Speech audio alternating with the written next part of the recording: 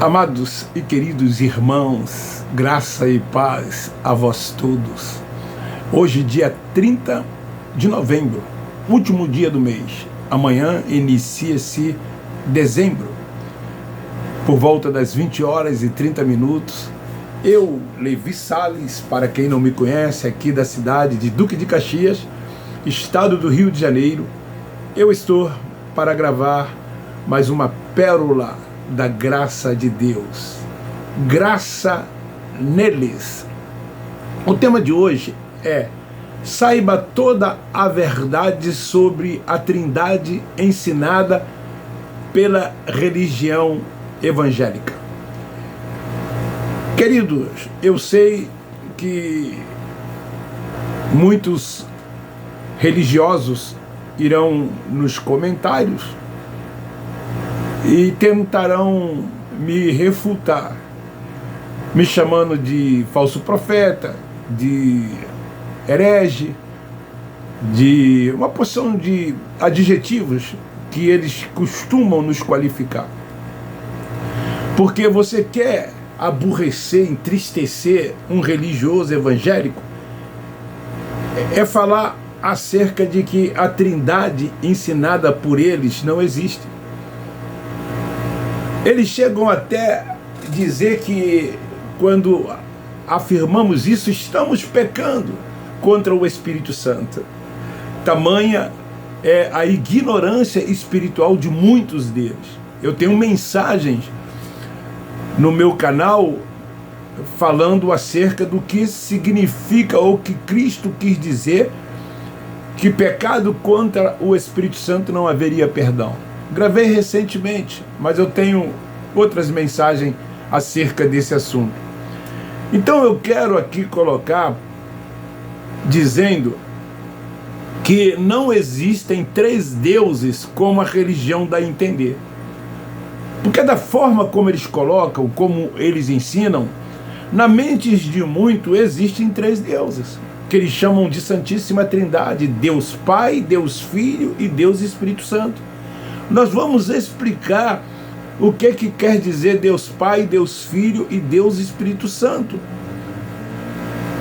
Então a religião, ela ensina aos filhos de Deus a orar ao Pai em nome de Jesus, com gemidos inexprimíveis pelo Espírito Santo. Vocês percebem que todas as orações dos religiosos, elas se dirigem a Deus, Pai. Ao encerrar essas súplicas, eles falam em nome de Jesus, Filho. E eles procuram, dentro desse contexto, passar uma ideia de que toda essa inspiração foi através do Espírito Santo, Deus também.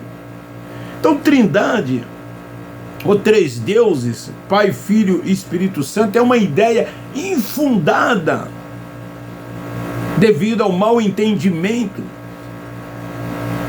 nas Escrituras acerca desse assunto por eles. Então, o que na verdade significa Deus Pai, Deus Filho, Deus Espírito Santo? Na verdade, queridos, são três, ou foram três manifestações de um único Deus. Nunca existiram três deuses. Foram as suas manifestações desse único Deus, que é soberano, que nós tanto falamos dentro do entendimento da graça de Deus. Não há outro debaixo dos céus, nas profundezas do mares, em cima da terra, em lugar algum, a não ser este Deus único, todo-poderoso. Então, vamos ver aqui o que na verdade quer dizer Deus Pai, Deus Filho e Deus Espírito Santo. O Deus Pai foi a sua manifestação nos profetas, por meio dos profetas. No Antigo Testamento, lá nós encontramos os profetas, uns são chamados de maiores e outros de menores, por causa do tamanho dos seus livros, das profecias ditas por eles. Então, aquele período em que Deus usava os profetas, e o último profeta, é bom frisar, não existem mais profeta. Quando você ouvir dizer de alguém que é profeta, pode chamá-lo de mentiroso. Não existe nenhum amparo bíblico, nenhuma fundamentação bíblica para alguém se intitular profeta. O último foi até João. Então, era a manifestação de Deus nos profetas. Esta manifestação, ela se deu. O Deus que se fez carne e veio e habitou no meio dos judeus, chamado Jesus de Nazaré, nascido de mulher, portanto ele era um judeu. Esse foi o período da manifestação de Deus em Cristo de Jesus, nascido de mulher, nos dias da sua carne. Jesus Cristo era a manifestação de Deus. Ele morreu e ressuscitou. E hoje ele habita em nós, que na verdade é o próprio Deus. E a manifestação do Espírito, quando se cumpriu a profecia dita por meio do profeta, que o seu Espírito seria derramado sobre toda a carne, como foi derramado sobre toda a carne. E hoje, ele, Deus único, que é Pai dos Espíritos, ele habita no nosso espírito, no espírito de todos nós, e no nosso espírito ele testifica que somos seus filhos.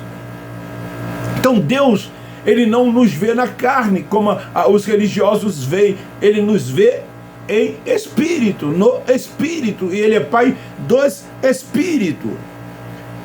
Então essas manifestações se deram em épocas diferentes, porque na verdade são um, não três, era um único Deus se manifestando de três formas, de três maneiras. Então essa profecia que eu me refiro, de Joel, era Deus falando, e se cumpriu lá em Atos 2, no dia do Pentecoste, habitou em toda a carne, e de lá para cá todos nós temos o Espírito Santo, que é o próprio Deus. Eles explicam, eles que os religiosos, a diferença entre um e outro, o Pai e o Criador. É o que eles falam. O Filho, eles dizem que é o Redentor. E o terceiro, testemunha. Então, desta forma como eles ensinam e explicam, fica parecendo que, na verdade, são três deuses. Daí a Trindade, daí Deus Pai, Deus Filho e Deus Espírito Santo. Só que isso aqui que eu acabei de dizer, colocado por eles, foram as manifestações de Deus, como Pai na boca dos profetas, como Deus, como Filho, a sua manifestação que veio buscar e salvar os judeus e cumprir a lei, e o Espírito Santo que foi derramado sobre toda a carne. No catolicismo romano, eles expressam com a mão direita e os dedos junto à testa em nome do Pai, não é isso? Os católicos romanos sabem que é assim. Em nome do Pai, do Filho e do Espírito Santo. Amém. Costumam às vezes colocar a mão para o ombro esquerdo e depois para o direito, enquanto se diz a respeito do Espírito Santo, e falam amém. Então eles também procuram expressar essa trindade desta forma. E quem ouve, quem escuta, quem não tem o entendimento, entende que há 3 deuses. Então, quando eles fazem uma oração, quando eles dizem assim: ó Pai, Deus, Criador dos céus e da terra e de tudo quanto neste mundo há. Eles estão se dirigindo a Deus, como se fosse um Deus. Ao encerrar essas súplicas, eles finalizam dizendo: em nome de Jesus. Como se dissesse: olha, eu estou indo a ti em nome de Jesus. Segundo, e todo aquele contexto, como eu já disse, é uma inspiração por meio do Espírito Santo. Então essa doutrina da Trindade, que leva os filhos de Deus a crer no conceito de 3 deuses, foi no Concílio de Nicéia, lá que foi instituído a Trindade. Tertuliano, um dos pais da igreja, foi um dos primeiros a empregar o termo Trindade. E muitos seguem Tertuliano, como outros Calvino, contra outros Armínio, contra outros Augustinos. Eu já ouvi crentes dizerem assim: eu sou calvinista, outro eu sou arminiano, eu sou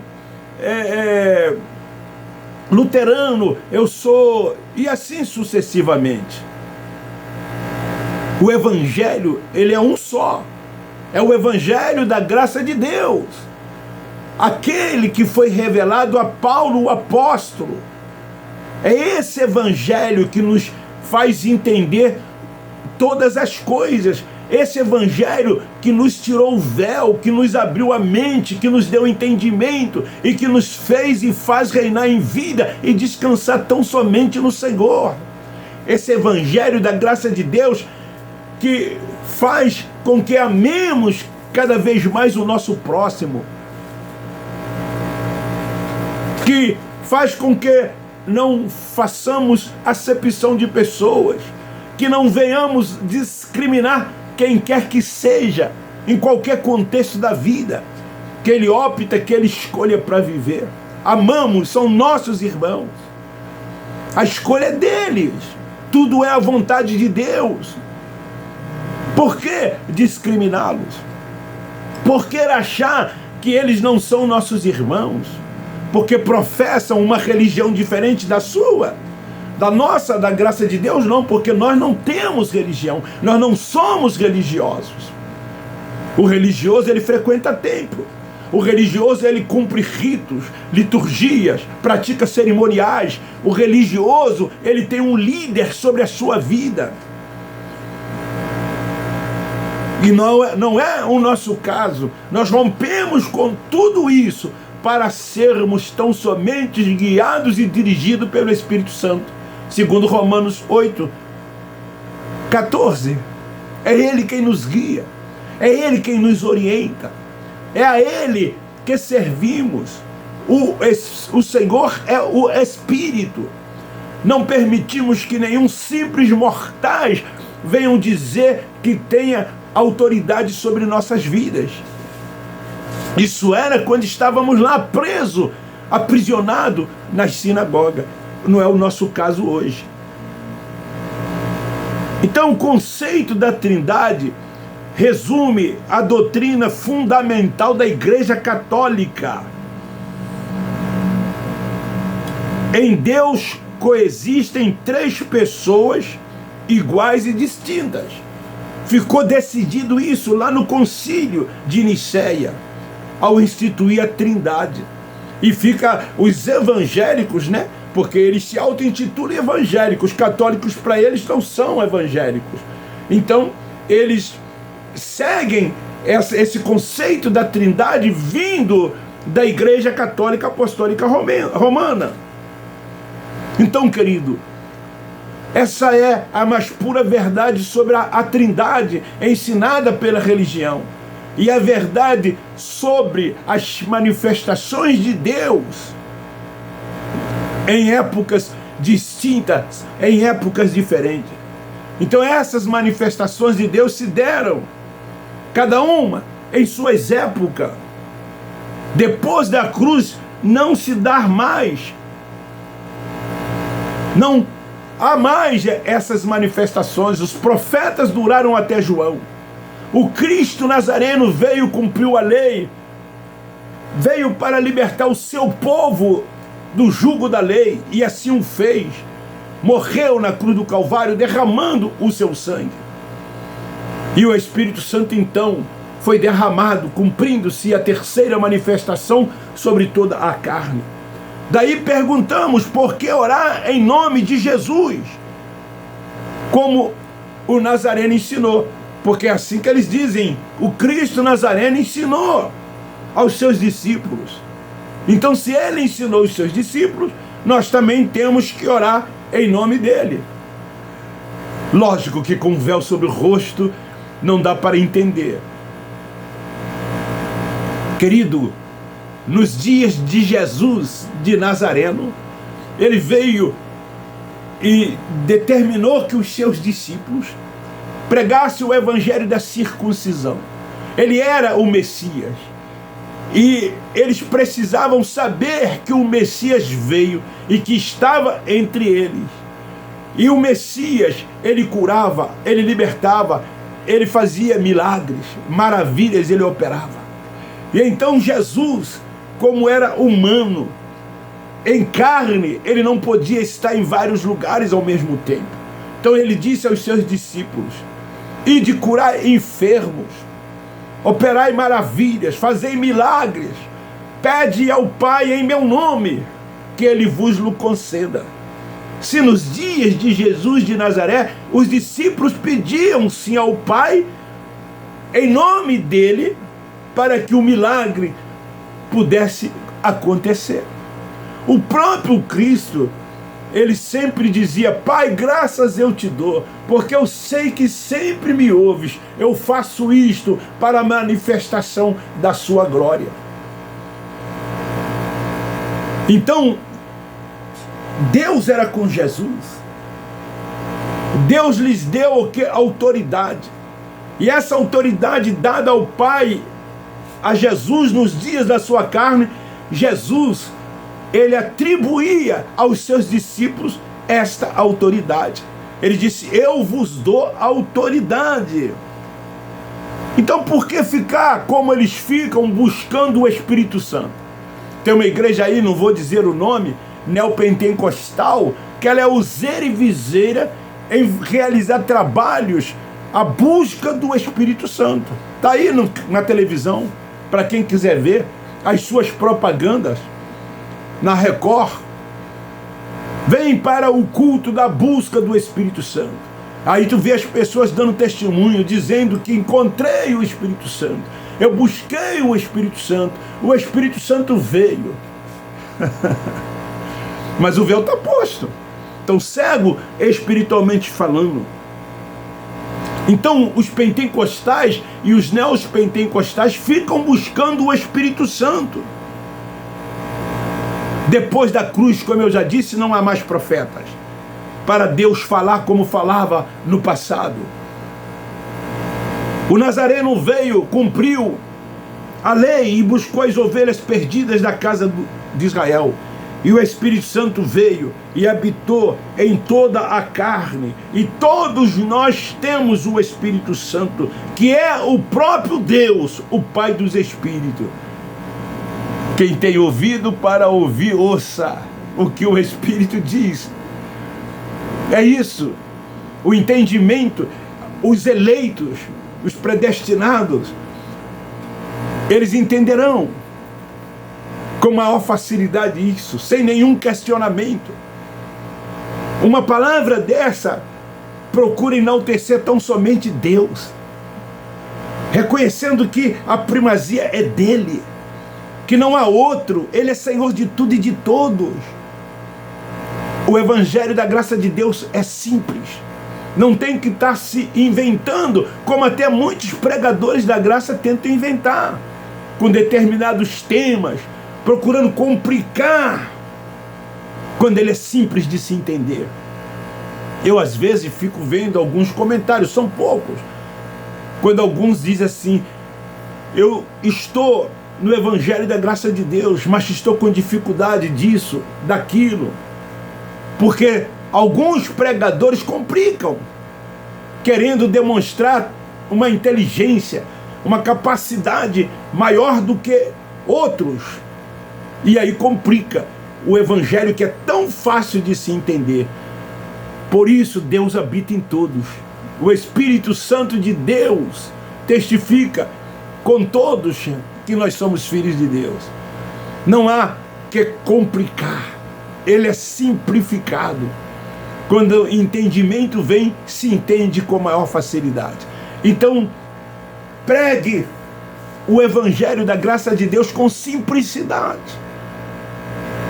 de uma forma fácil de se entender, e não se deve complicar. Querido, eu procurava complicar quando eu estava no sistema religioso. Eu era teólogo, professor de Antigo Testamento, Pentateuco, livros de proféticos, históricos, poéticos, professor de ética, de epistologia. Eu procurava complicar, né? Porque o sistema complica tudo. Eu pesquisava de um autor, pesquisava de outro autor. Queria mostrar o meu conhecimento teológico que eu tive ao concluir uma faculdade de teologia. E as pessoas gostavam, assim como muitos hoje de teólogos e mestres impressionam os filhos de Deus que lá estão.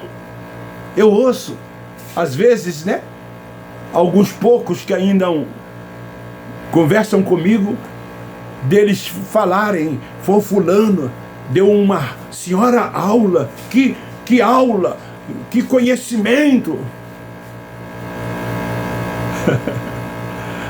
Vocês estão entendendo, né, esse meu sorriso, né? Quando eu escuto, quando eu ouço essas coisas. Então tudo ficou para trás. Olha, Paulo, ele era um perseguidor, era um judaizante, ele era zeloso pela lei, ele queria que as pessoas se tornassem também judaizantes.